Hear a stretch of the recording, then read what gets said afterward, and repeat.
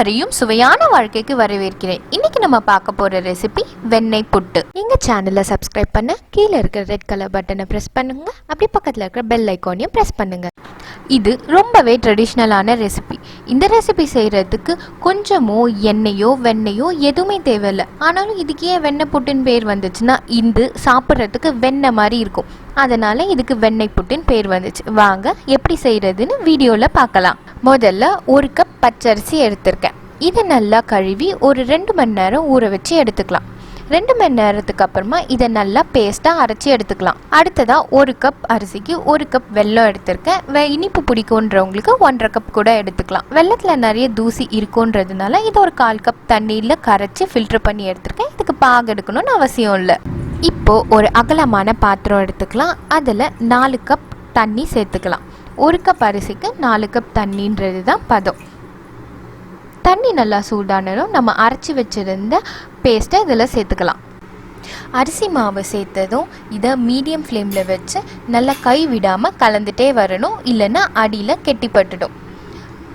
இதை நம்ம சேர்த்த அரிசி பேஸ்ட் நல்லா வேகிற வரைக்கும் கலந்துட்டே இருக்கணும். இப்போ தண்ணியாக இருக்கிறது நல்லா வெந்ததும் ஒரு திக்காக ஒரு பேஸ்ட் மாதிரி வரும். மாவு நல்லா வெந்துருச்சு. இப்போ நம்ம எடுத்து வச்சுருந்த வெள்ளை தண்ணியையும் சேர்த்துக்கலாம்.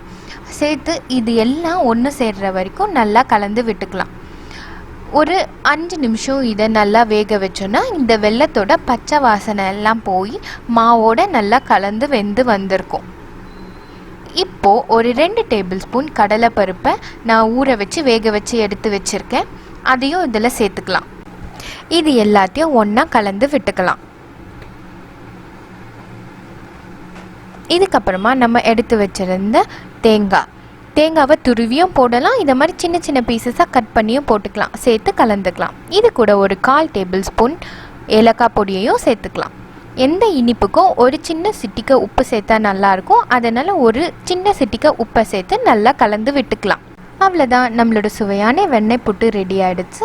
இதை பொதுவாக வாழை இலையில் இட்லி மாதிரி ஊற்றி வைப்பாங்க. அப்படி இல்லைன்னா இட்லி தட்டில் நெய் தடவிட்டு ஊற்றுவாங்க. இன்றைக்கி நான் கப் கேக் மோல்டில் நெய் தடவிட்டு இதை ஊற்றி வச்சுருக்கேன். இது நல்லா ஆறுனதும் நம்மளுக்கு ஒரு கேக் மாதிரி கிடைக்கும். அப்படி இல்லைன்னா சின்ன பசங்களுக்கு கொடுக்கணுன்னா இதை ஒரு 10 நிமிஷம் ஃப்ரிட்ஜில் வச்சு கொடுத்தீங்கன்னா ஒரு நல்ல கஸ்டர்ட் ஃபீல் கொடுக்கும். நீங்களும் இந்த ரெசிபியை உங்கள் வீட்டில் ட்ரை பண்ணி பாருங்கள். ட்ரை பண்ணி பார்த்துட்டு எப்படி இருந்துச்சுன்னு சொல்லுங்கள். எங்கள் சேனலுக்கும் சப்ஸ்கிரைப் பண்ணுங்கள்.